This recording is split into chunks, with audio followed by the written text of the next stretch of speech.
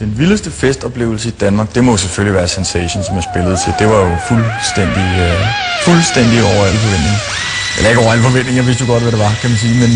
Men det var ret sjovt, at jeg kom ind og skulle spille, og så kommer man ind i den her lille scene, som drejer rundt, og så kommer jeg ind, og så står der en fyr med sådan nogle hovedtelefoner på og siger: When you're finished playing, there will be fireworks.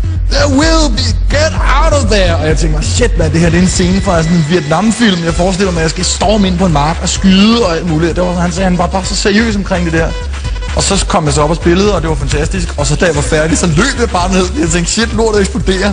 Før de havde afsluttet mit sæt og introduceret, at nu var jeg færdig, så var jeg bare gone.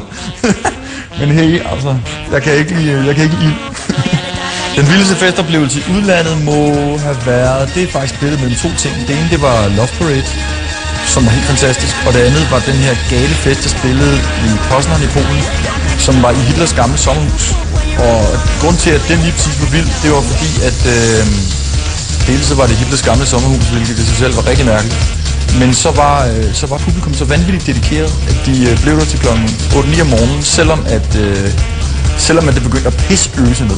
Helt vanvittigt meget. Så stod de bare der, og de var pisselig glade. Jeg tror ikke på, at man kan skabe atmosfære. Jeg tror på, at man kan stimulere atmosfære.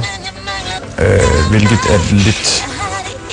Ja, det er lidt kompliceret forstået på den måde, at hvis folk ikke er klar til at fyre den af, så kan man heller ikke gøre noget for at få dem til at fyre den af. Jeg tror, det handler om at samle en crowd, som i sig selv har noget at give. Fordi hvis man kommer til en fest og forventer, at man får noget, så kommer der ikke noget den anden vej. Men hvis man kommer til en fest og forventer, at man vil give noget af sig selv, så kommer der noget helt fantastisk ud af det.